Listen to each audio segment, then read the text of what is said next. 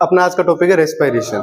Respiration क्या होता है? वह प्रोसेस होता है जिसमें क्या किया जाता है, फूड से यानी फूड को तोड़कर उससे क्या निकाली जाती है, एनर्जी निकाली जाती है। ठीक है, तो इसका मतलब respiration is a biological process in which food is broken down in the cell to release energy. यानी सेल्स में फूड का ब्रेक डाउन होता है और उससे ब्रेक डाउन होने के बाद में क्या निकलती है, एनर्जी निकलती है। ठीक है, टाइप ऑफ रेस्पिरेशन, रेस्पिरेशन कितने प्रकार का होता है? 2 टाइप्स का होता है। एक तो होता है एरोबिक रेस्पिरेशन और एक होता है एनारोबिक रेस्पिरेशन। बच्चों इतना आवाज क्यों करते हो आप लोग?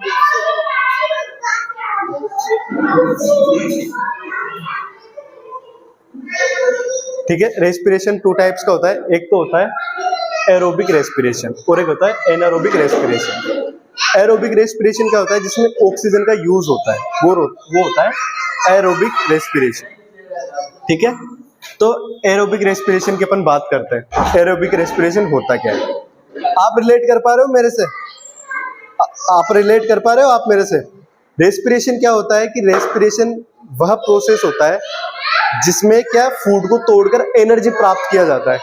अपन ने फूड को तोड़ के एब्जॉर्प्शन तो पढ़ लिया था, डाइजेशन में एब्जॉर्प्शन होता है फूड का। लेकिन अब क्या कर रहे हैं, एब्जॉर्ब हो गया उस फूड का, अब उस फूड को सेल्स में तोड़कर, ये क्या था, 10 सेल्स मतलब सेल्स में तोड़कर कोशिका के अंदर, जैसे ये सेल है अपनी, इस सेल्स में फूड था, मान लो एक ग्लूकोज था O6।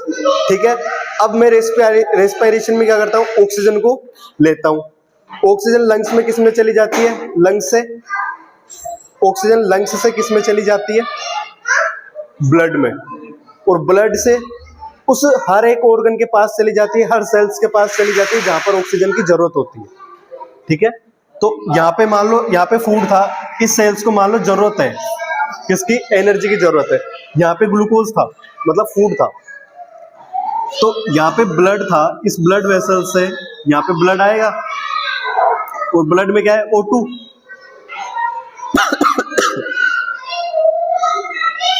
ये O2 सेल्स में आ जाएगी, सेल्स में आने के बाद में ग्लूकोज से मिल जाएगी। ग्लूकोज का क्या होगा, ब्रेक डाउन होगा। ब्रेक डाउन होने के बाद में किस में टूट जाएगा, CO2 में प्लस H2O में, मतलब वाटर प्लस एनर्जी प्लस ऊर्जा मतलब एनर्जी। ठीक है, इसका मतलब क्या हुआ, जो अपना ग्लूकोज होता है वो ऑक्सीजन की प्रेजेंस में क्या होता है, टूटता है। ठीक है, टूटने के बाद में उससे क्या निकलती है, CO2 निकलती है और H2O निकलता है। उसके साथ साथ क्या निकलती है, ढेर सारी एनर्जी निकलती है। एनर्जी मतलब ऊर्जा। ठीक है, यही लिख रखा है मैंने। आगे बढ़े, कुछ समझ में आ भी रहा है, नहीं आ रहा? ये बेसिक्स है, ये ऐसे मत सोचना 10th का टॉपिक है, ये बेसिक्स है, ये अपने अंदर हो रहा है। आप भी कौन सी गैस लेते हो? जो गैस लेते हैं ना अपन, उसको बोलते हैं इंस्पायरेशन। क्या बोला जाता है, इंस्पायरेशन। और जो बाहर निकालते हैं उसको बोलते हैं एक्सपायरेशन। यानी गैस को अंदर लेना क्या कहलाता है, इंस्पायरेशन, और गैस को छोड़ना क्या कहलाता है, एक्सपायरेशन। हाँ, उसको ही बोलते हैं। ठीक है, निःशोषण भी बोलते हैं हिंदी में उसको, अंतःशोषण और बहिःशोषण। ठीक है, अब एरोबिक रेस्पिरेशन की मैं बात करता हूं। एरोबिक रेस्पिरेशन क्या होता है, occurs in the presence of oxygen. यह किसकी प्रेजेंस में होता है, ऑक्सीजन की प्रेजेंस में होता है। यानी मैंने कहा ही यही है कि एरोबिक रेस्पिरेशन जो होता है ये ऑक्सीजन की प्रेजेंस में होता है। यानी इसमें नीड होती है ऑक्सीजन की। जैसे आप सभी में जो रेस्पिरेशन हो रहा है, फूड का ब्रेक डाउन हो रहा है, फूड से एनर्जी निकाली जा रही है, वो किसका यूज करके निकाली जा रही है, ऑक्सीजन का यूज करके निकाली जा रही है। इसको तेज करो ना, चॉइस पे ही है वो, 18 पे करो इसको।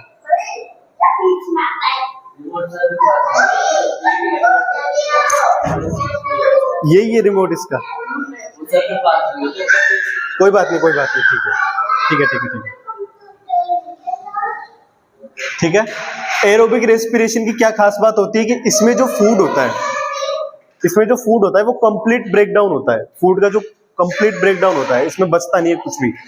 तो food is completely broken down, मतलब इसमें जो फूड होता है वो कंप्लीटली ब्रेक डाउन हो जाता है। फिर तीसरा क्या है इसमें, release a large amount of energy, इसमें बड़ी मात्रा में एनर्जी निकलती है।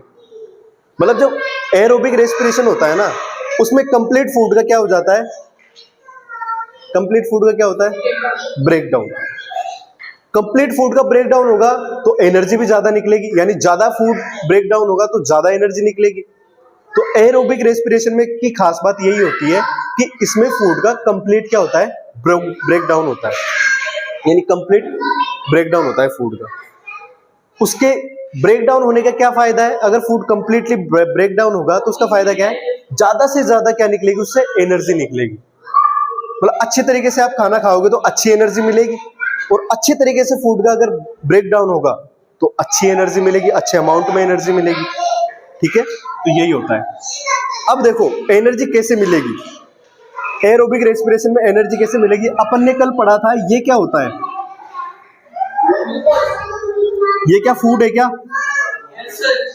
अपन ने जो फूड लिया था उसका डाइजेस्ट करने के बाद में अपने पास क्या प्राप्त हुआ था, ग्लूकोज प्राप्त हुआ था। हाँ, शुगर, ग्लूकोज ही तो होता है, मतलब शुगर ही तो होता है ये। ग्लूकोज जो कार्बोहाइड्रेट्स होते हैं ना, जितने भी माल्टोज, गैलेक्टोज, सुक्रोज, ये सभी शुगर है। ठीक है, ये सभी, इनको सभी को शुगर बोलते हैं। तो ग्लूकोज क्या है, एक फूड है। अब इस फूड से मुझे एनर्जी लेनी है। आपने ग्लूकोज खाया ना आपने, जैसे कोई भी फ्रूट खाया आपने, रोटी खाई, कोई भी कार्बोहाइड्रेट से रिलेटेड आपने चीज खाई, उसमें प्रेजेंट होता है ग्लूकोज। उस ग्लूकोज का अब आपको एनर्जी चाहिए तो उस ग्लूकोज को क्या करना पड़ेगा, ब्रेक डाउन करना पड़ेगा। ठीक है, तो अब ये मेरे पास आ गई ग्लूकोज। अब एरोबिक रेस्पिरेशन में ग्लूकोज को ब्रेक डाउन करने के लिए कौन सी गैस की नीड होती है अपन को, ऑक्सीजन की। तो ये आ गई मेरे पास ऑक्सीजन। ठीक है, अब ये मेरे पास आने के बाद में इसको क्या कर दिया जाता है, ब्रेक डाउन कर दिया जाता है। ब्रेक डाउन करने के बाद में इससे निकलती है CO2। क्या निकलती है, CO2। उसके साथ साथ क्या निकलता है, वाटर यानी H2, और उसके साथ साथ ढेर सारी क्या निकलती है, एनर्जी। एनर्जी किसके फॉर्म में निकलती है, ATP के फॉर्म में, एडिनोसिन ट्राइफॉस्फेट के रूप में निकलती है। ATP की फुल फॉर्म होती है एडिनोसिन ट्राइफॉस्फेट। एक बार वापस मैं रिवाइज करा देता हूं।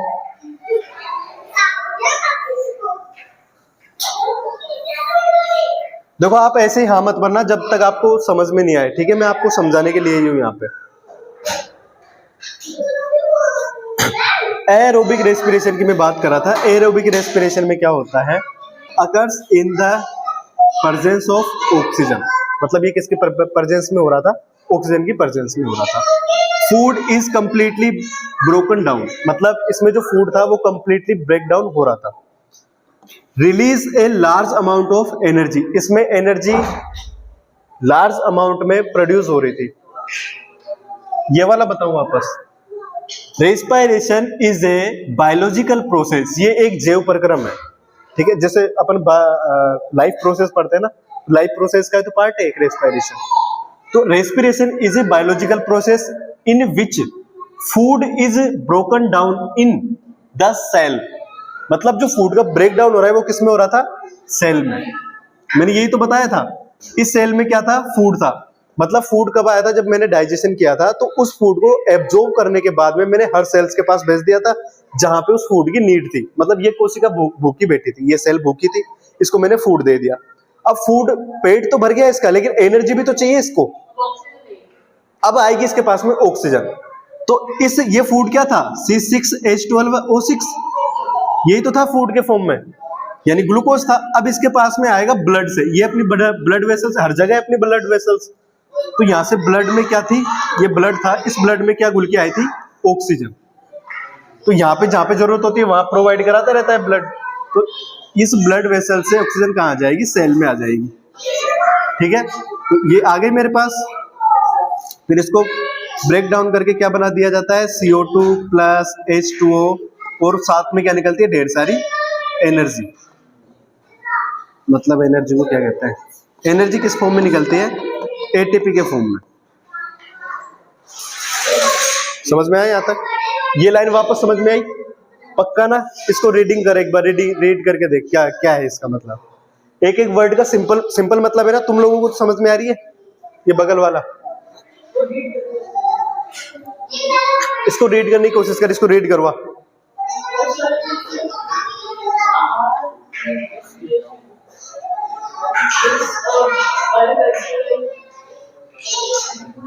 मेरी बात सुनो, मेरी बात सुनो, मैंने बिल्कुल जितने सिंपल हो सकते हैं ना उतने सिंपल इंग्लिश यूज करी है। तुम देखो ना कितना सिंपल है, हर एक वर्ड समझ में आ रहा है, ऐसे लग रहा है जैसे छोटी क्लास को पढ़ा रहा हूं, और ये 10th का कंटेंट है। ठीक है, कितना सिंपल है, बिल्कुल सिंपल लैंग्वेज है अपनी, आपको भी यही याद रखना है। ठीक है, तो एरोबिक रेस्पिरेशन हो गया था अपना। इसमें क्या था, हमें किसकी नीड थी इसमें? ऑक्सीजन की। ऑक्सीजन का यूज करते हैं और फूड का ब्रेक डाउन करते हैं, तो उसमें ढेर सारी क्या निकलती है? एनर्जी निकलती है। ठीक है, तो food is completely broken down, release a large amount of energy. इस क्या आपने ब्रोकन डाउन कर सकता है? पहले कर तो सही, कुछ तो कर। हाँ, कुछ कैरेक्टरिस्टिक होते हैं वो देख लेते हैं अपन को। रिक्वायर ऑक्सीजन, एरोबिक रेस्पिरेशन में किसकी रिक्वायर होती है? ऑक्सीजन की। एक मेरी बात सुनो, तुम्हारा ध्यान है या नहीं है? वहां जाएगा क्या क्लास में? उसमें जाएगा क्या? तो इधर देखना, एरोबिक रेस्पिरेशन के कुछ कैरेक्टरिस्टिक्स होते हैं, वो मैं आपको बता देता हूँ। इसमें रिक्वायर होती है किसकी? ऑक्सीजन की। Produce carbon dioxide. अब इसमें क्या बनता है, क्या बना था इसमें? CO2 बनी थी ना, CO2 को क्या बोलते हैं? Carbon dioxide. ठीक है, और इसमें क्या बना था? वाटर बना था ना। ठीक है, मोर एनर्जी रिलीज, और इसमें ज्यादा से ज्यादा एनर्जी निकली थी। ठीक है, जो एटीपी के फॉर्म में थी। Occurs mainly in mitochondria. अब ये जो सारी प्रोसेस हो रही है, आपने सेल पढ़ी थी, पावर हाउस ऑफ सेल क्या होता है? माइटोकॉन्ड्रिया। ठीक है, तो यहाँ पे होता है माइटोकॉन्ड्रिया। माइटोकॉन्ड्रिया को पावर हाउस इसीलिए बोला जाता है क्योंकि वो ज्यादा से ज्यादा एनर्जी प्रोड्यूस करता है। ठीक है, तो मैंने यही लिखा है कि ये मेनली किस में होता है? माइटोकॉन्ड्रिया में होता है। नेक्स्ट बढ़े, ये स्लाइड समझ में आ गई ना? बिल्कुल बेसिक से है। हंसी क्यों आती है? अगर समझ में तो तुम है ना, मैं तुम्हें एक बात बता देता हूँ, तुम जब हायर एजुकेशन में जाओगे ना, तब तुम्हें रियलाइज होगा कि ये चीजें तुमने एक बार सुनी थी। ठीक है, तुम्हें मजाक लग रहा होगा, पर ये कोई छोटी मोटी चीजें नहीं होती है ना। ये अच्छा खासा कंटेंट होता है। जिसको साइंस पढ़नी होती है, बायोलॉजी पढ़नी होती है, उसके लिए ये एक अच्छा बेस होता है उसका। अगर ये चीजें आपको आती है तो आप ये मान लो कि बायोलॉजी के आप बहुत पास पहुंच जाते हो समझ के। जितना आपको ये चीजें आती है उतना ही आप बायोलॉजी को अच्छे से समझ पाते हो। ठीक है, अब है दूसरा एनारोबिक रेस्पिरेशन। पहला क्या था? एरोबिक रेस्पिरेशन, और दूसरा है एनारोबिक रेस्पिरेशन। एनारोबिक रेस्पिरेशन में क्या होता है? Occurs in the absence of oxygen. यानी ये किसके एब्सेंस में होता है? ऑक्सीजन की एब्सेंस में। जहां पे ऑक्सीजन नहीं होती है और वहां पे रेस्पिरेशन होता है, वहां पे उस रेस्पिरेशन को क्या बोला जाता है? Anaerobic respiration.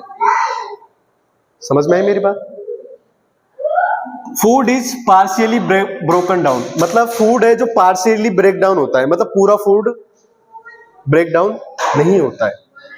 पार्शियली मतलब मान लो कोई फूड लिया, मैंने फूड खाया, तो उससे पूरी एनर्जी नहीं मिलेगी, उससे केवल कुछ अमाउंट में ही एनर्जी मिलेगी।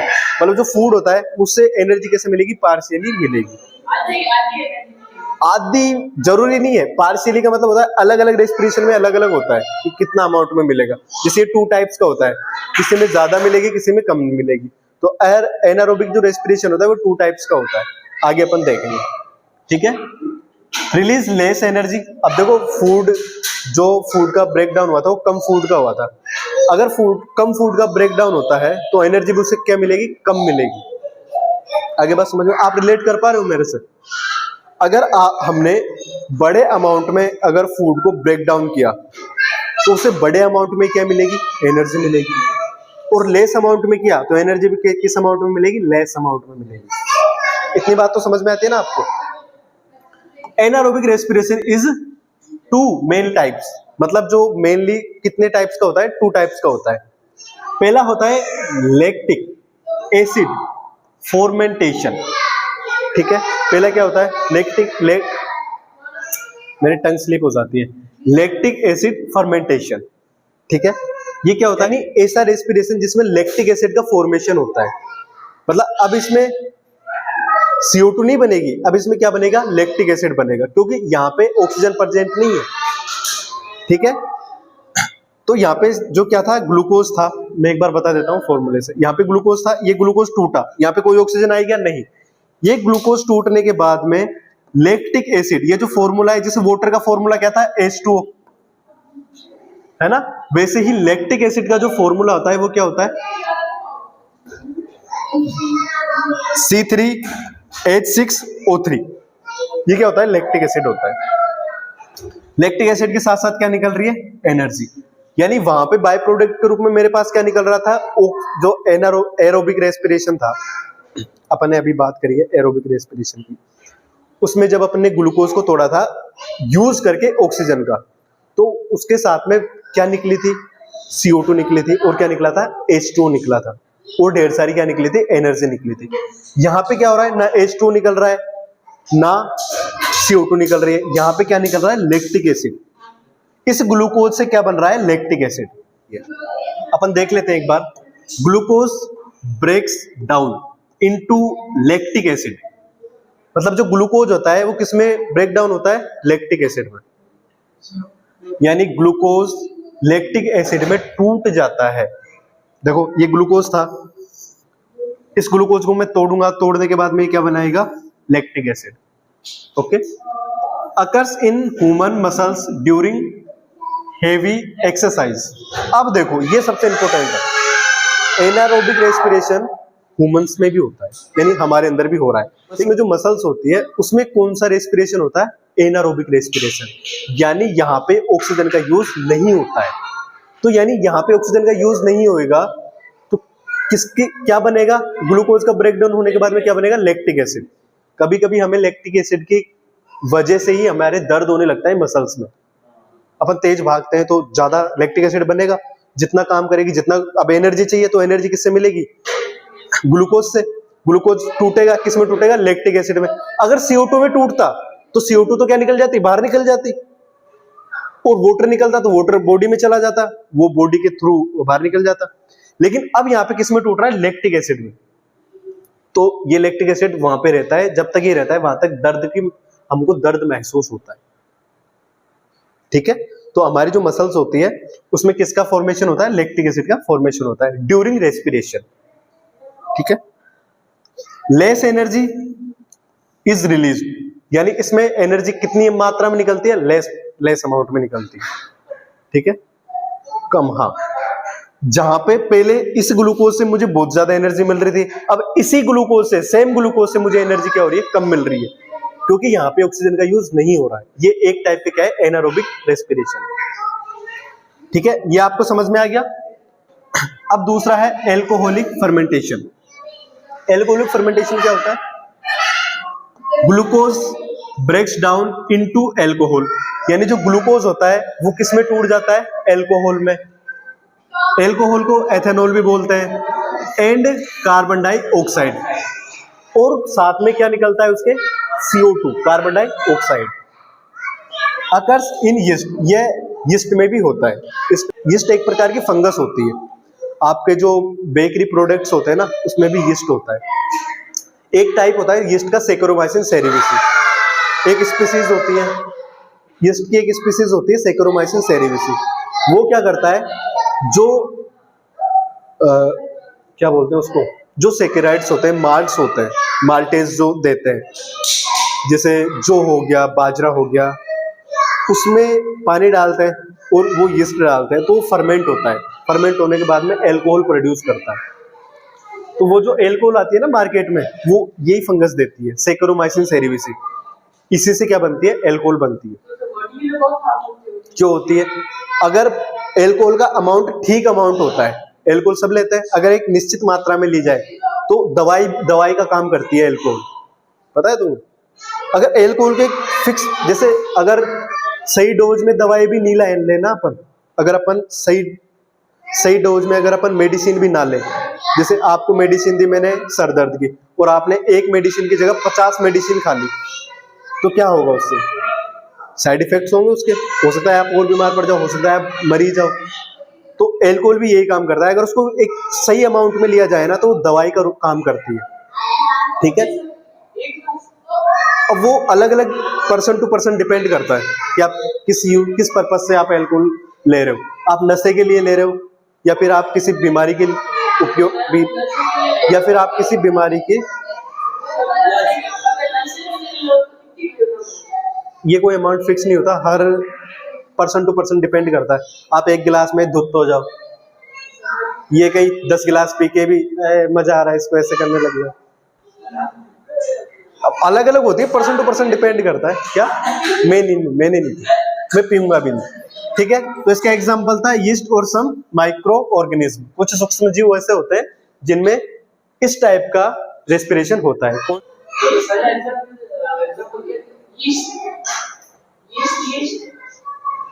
क्या बेटा, तुम मुझे लगता है रिलेट नहीं कर पा रहे हो आप लोग। इसको एक बार रीड करो, आपको क्या समझ में नहीं आया एक बार मुझे बताओ। मैं एक बार वापस रिवाइज कराता हूँ ना, लास्ट बार देख लो, समझ में आ गया तुझे पूरा, या फिर रिवाइज कराना है? एक बार और करा देता हूँ, ठीक है, लास्ट बार करा रहा हूँ, अब आप ध्यान देना। Last, anaerobic respiration is of two mainly types, यानी जो एनारोबिक रेस्पिरेशन होता है मेनली कितने टाइप्स का होता है? 2 टाइप्स का। पहला होता है लैक्टिक एसिड फॉर्मेंटेशन, ठीक है। पहला क्या होता है? मेरी टंग स्लिप हो जाती है। लैक्टिक एसिड फर्मेंटेशन, ठीक है। ये क्या होता है? इसमें ग्लूकोज का ब्रेकडाउन होता है। किसमें होता है? लैक्टिक एसिड में, ठीक है। यानी glucose breaks down into lactic acid. आगे बात समझ में? यानी ग्लूकोज किसमें टूट जाता है? लैक्टिक एसिड में। Occurs in humans muscles during heavy exercise. ये आमतौर पे किसमें होता है? ह्यूमन मसल्स में होता है, जब एक्सरसाइज ज्यादा कर लेते हैं तब, ठीक है। लेस एनर्जी इज रिलीज, इसमें जो एनर्जी होती है वो थोड़े अमाउंट में निकलती है, ठीक है। एग्जाम्पल है इसका ह्यूमन मसल सेल्स, यानी ह्यूमन मसल्स की जो सेल्स होती है ये उसमें होता है, उसमें देखा जाता है। सम बैक्टीरिया, और कुछ बैक्टीरिया ऐसे होते हैं उसमें भी लैक्टिक एसिड फर्मेंटेशन वाला रेस्पिरेशन होता है, ठीक है। ये रहा ग्लूकोज, इस ग्लूकोज को मैंने तोड़ा लैक्टिक एसिड में। देखो ये ग्लूकोज किस में टूट गया? लैक्टिक एसिड में। और साथ में क्या निकली थी मेरे पास? एनर्जी। इसी के लिए तो अपन सारा काम कर रहे थे, एनर्जी के लिए तो सारा काम कर रहे थे अपन, ठीक है। अब दूसरा है एल्कोहलिक फर्मेंटेशन। एल्कोहलिक फर्मेंटेशन क्या होता है? Glucose breaks down into alcohol. Alcohol को क्या बोला जाता है? एथेनॉल भी बोला जाता है। एंड कार्बन डाइऑक्साइड, यानी ग्लूकोज किस किस में टूट जाता है? एक तो एल्कोहल में और एक किस में टूट जाता है? CO2 में, ठीक है। CO2 को क्या बोला जाता है? Carbon dioxide. यहाँ पे लिख भी रखा है। अगर से ये यीस्ट में होता है, ठीक है। एग्जांपल्स यीस्ट और सम माइक्रो ऑर्गेनिज्म, ठीक है। यहां तक समझ में आ गया आपको? ये था ग्लूकोज, इस ग्लूकोज को तोड़ा, ये क्या था? एथेनॉल, ठीक है।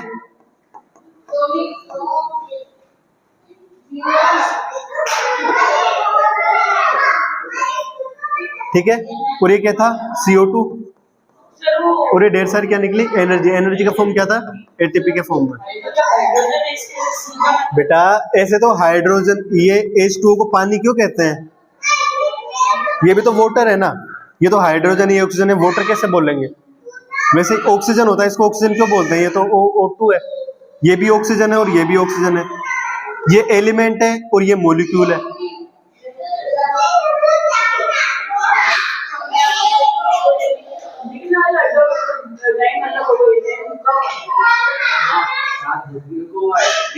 मुझे एक बात बताओ, तुम्हें पढ़ना है या नहीं है? ये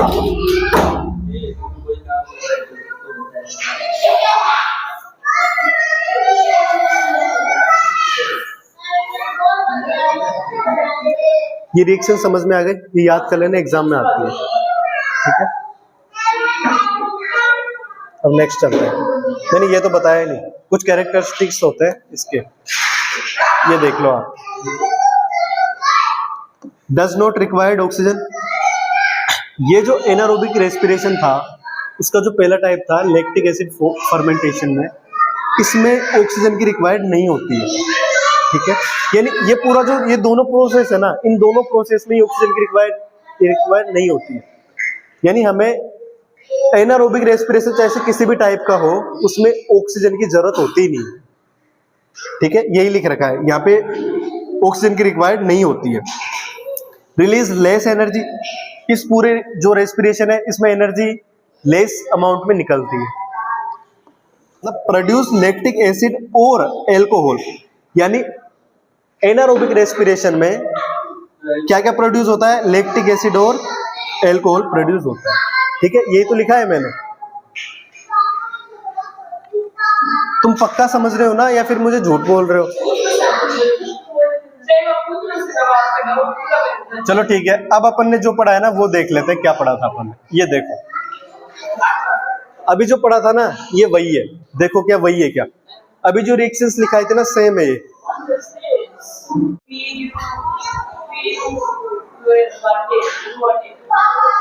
अब देखो मैं समझाता हूँ इसको। ये ग्लूकोज था, रेस्पिरेशन चाहे से किसी भी टाइप का अभी पढ़ा था अपन ने, सब में अपन ने क्या तोड़ा था, ग्लूकोज तोड़ा था। तो सबसे पहले ग्लूकोज हो गया। साइटोप्लाज्म का मतलब होता है कि ये कोशिका के जो सेल थी अपनी, इस सेल के अंदर जो साइटोप्लाज्म था इसके अंदर हो रहा है। यही तो मैंने बताया था तुम्हें, मैंने डायग्राम बताया था। ह्यूमन्स में मैंने माइटोकॉन्ड्रिया, वो बस वही बात कर रहा हूँ मैं। तो ये जो ग्लूकोज था 6 कार्बन मॉलिक्यूल्स। ग्लूकोज क्या होता है, 6 कार्बन मॉलिक्यूल्स होता है। मतलब उसमें कार्बन कितने होते हैं, ग्लूकोज में 6 कार्बन होते हैं। ठीक है, तो ये ग्लूकोज था, ये ग्लूकोज टूटा पाइरूवेट में। ठीक है, पाइरूवेट, और पाइरूवेट क्या होता है, 3 कार्बन मॉलिक्यूल्स होता है, प्लस उससे क्या निकली, एनर्जी। ठीक है, अब ये आगे बढ़ा, ये वाला प्रोसेस क्या हुआ, आगे बढ़ा। आगे बढ़ने के बाद में अगर यहाँ पे लेक ऑफ ऑक्सीजन है, यानी ऑक्सीजन क्या है, एब्सेंट है, तो वहां पे क्या बन जाएगा, लैक्टिक एसिड प्लस एनर्जी। अगर यहाँ पे एब्सेंट है तो यहाँ पे एथेनॉल बन जाएगा और कार्बन डाइऑक्साइड बन जाएगी, और यहाँ पे क्या निकल जाएगी, एनर्जी निकल जाएगी। ये लिख रखा है प्रेजेंस ऑफ ऑक्सीजन। अगर मेरे पास ऑक्सीजन होता है, मेरे पास ऑक्सीजन है, तो क्या क्या बनेगा, कार्बन डाइऑक्साइड मतलब CO2, और उसके साथ में मतलब H2O, और एनर्जी मतलब ATP। यानी एनर्जी की फॉर्म क्या होती है, ATP होती है। ठीक है, वो निकलेगी। तो यही लिखा है मैंने। ये जो बात पहले जो लिखा हुआ था, मैंने पहले मॉलिक्यूल्स में बताया था, मैंने केमिकल फॉर्मूला के फॉर्म में बताया था तुम्हें।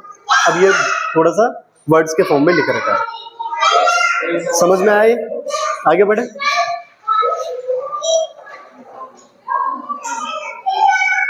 अब आता है ह्यूमन रेस्पिरेशन, सबसे इंपॉर्टेंट। अपन ने जो फालतू की बातें थी, फालतू की नहीं थी, वो बातें काम की थी, पर अब जो अपना मेन स्टार्ट होता है वो है ह्यूमन रेस्पिरेशन।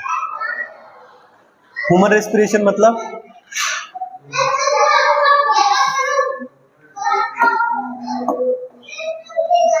ह्यूमंस में रेस्पिरेशन कैसे होता है, क्या प्रोसेस होता है, गैस कहां से एंटर करती है, कौन सी गैस, अपन रेस्पिरेशन में कौन सी गैस का यूज करते हैं। आप रेस्पिरेशन में कौन सी गैस का यूज करते हो, कार्बन डाइऑक्साइड का यूज करते हो। और आप बाहर कौन सी गैस निकालते हो, यही मैंने लिख रखा है। ह्यूमन रेस्पिरेशन सिंपल फॉर्म में मैं बता रहा हूँ आपको, ह्यूमन रेस्पिरेशन क्या होता है। ये जो डायग्राम दिखाई दे रहा है, ये ह्यूमन का रेस्पिरेटरी सिस्टम का है। ठीक है, ह्यूमन रेस्पिरेशन क्या होता है, human respiration is the process by which the body takes in oxygen and release carbon dioxide to produce energy. कितना सिंपल है। यानी क्या समझ में आया, कि ह्यूमंस में जो रेस्पिरेशन होता है, उस प्रोसेस में बॉडी किसको अंदर लेती है? ऑक्सीजन को, और किसको बाहर निकालती है? CO2 को, और क्या प्रोड्यूस करती है? एनर्जी। बच्चों, हम नहीं पढ़े क्या? आप लोग ही पढ़ते हो क्या? हमें भी पढ़ने दो थोड़ा।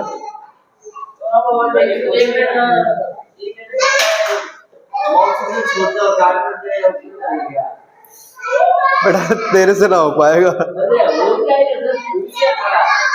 पूछो पूछो, क्या पूछना चाह रहे हो आप?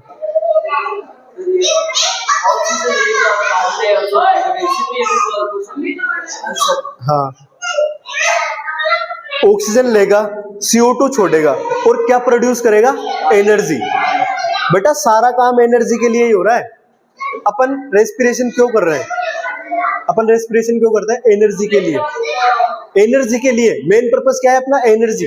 अपन ने जो फूड खाया है, फूड का डाइजेशन किया है, फूड का एब्जॉर्प्शन किया है, यानी फूड को एब्जॉर्ब किया था अपन ने, उस फूड का अपन यूज करना है एनर्जी के। अब फूड से एनर्जी लेनी है ना अपन को, तो अल्टीमेट पर्पस क्या होता है रेस्पिरेशन का? एनर्जी प्राप्त करना, यही है। तो ह्यूमन रेस्पिरेशन में क्या होता है?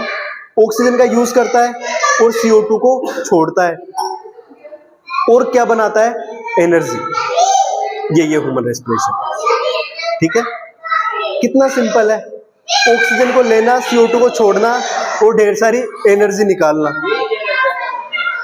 हाँ, तो ये कहना चाहता, धोखा नहीं खाना होता है, धोखा नहीं खाना है, बिल्कुल समझना है अपन को। एक एक चीज समझ में आनी चाहिए। लैंग्वेज के फॉर्म में ज्यादा समझ में आनी चाहिए। लैंग्वेज में मैंने बिल्कुल जितना सिंपल हो सके उतना लिया है, ये इसको ज्यादा समझ में आ रही है क्योंकि लैंग्वेज बिल्कुल सिंपल है। ठीक है, तो लैंग्वेज में क्या था? Human respiration is the process by which the body takes in oxygen and release carbon dioxide to produce energy. यानी एनर्जी को प्रोड्यूस करने के लिए हम ऑक्सीजन को लेते हैं और CO2 को छोड़ते हैं। यही प्रोसेस क्या कहलाता है? Human respiration. बस स्टेप्स ऑफ ह्यूमन रेस्पिरेशन। अब ह्यूमन रेस्पिरेशन में कौन कौन से स्टेप्स होते हैं वो बात कर लेते हैं अपन। Breathing, ventilation. वेंटिलेशन का नाम सुना है आपने? ब्रीदिंग का नाम सुना है आपने? ब्रीदिंग क्या होती है?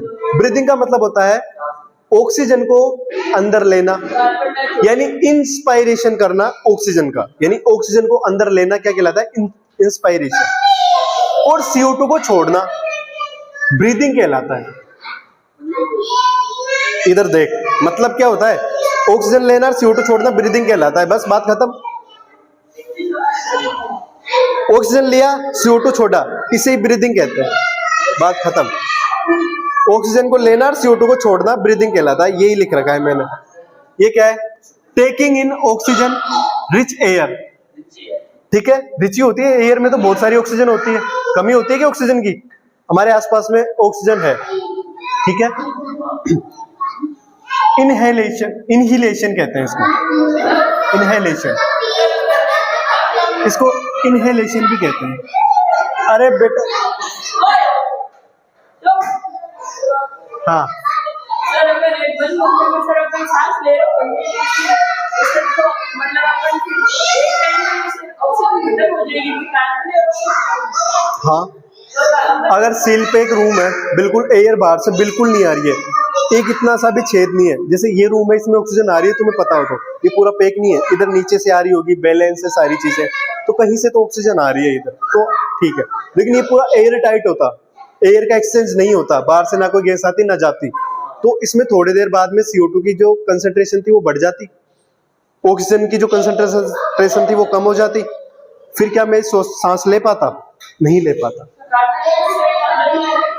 क्या कार्बन डाइऑक्साइड अंदर ले नहीं सकते बेटा? कार्बन डाइऑक्साइड वेस्ट है अपना, आई बात समझ में? जो अपन ने ग्लूकोज तोड़ा था उससे वेस्ट के रूप में बाहर निकला था CO2। ठीक है,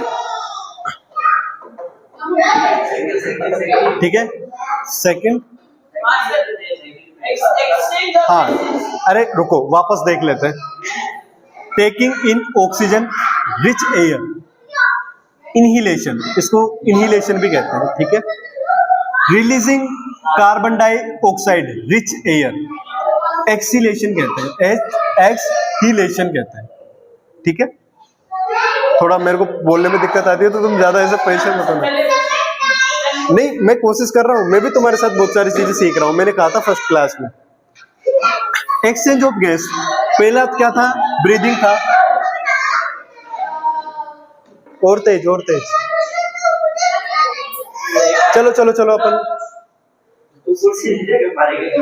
बैठ जा, पढ़ाई थोड़ी हो रही है, मजाक हो रहा है यहाँ पे तो।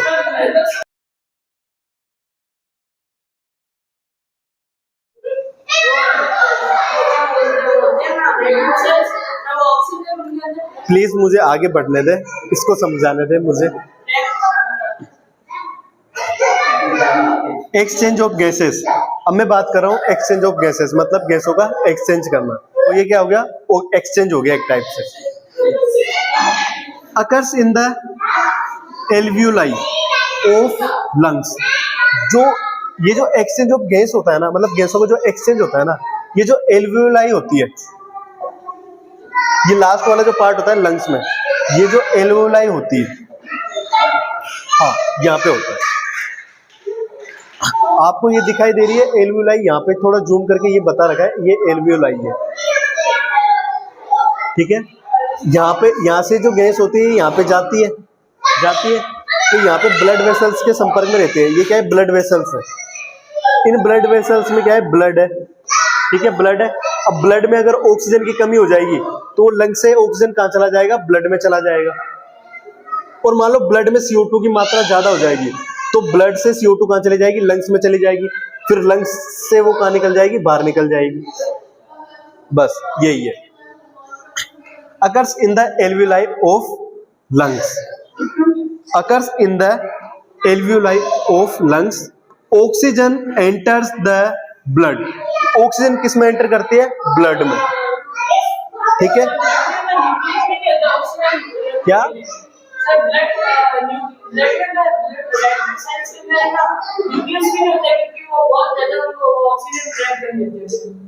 हीमोग्लोबिन होता है आरबीसी में।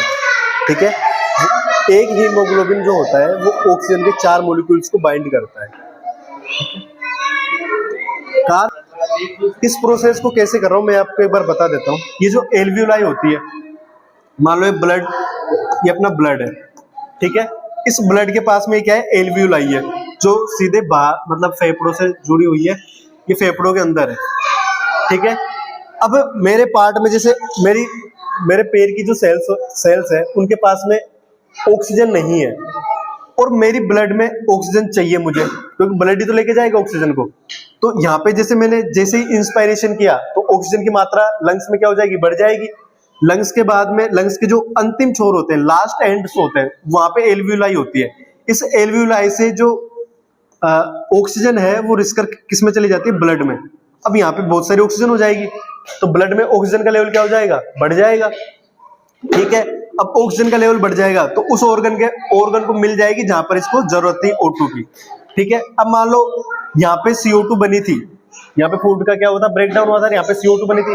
तो जैसे ही सेल्स में CO2 की मात्रा बढ़ जाती है तो वो CO2 किस में चली जाती है? वापस ब्लड में चली जाती है।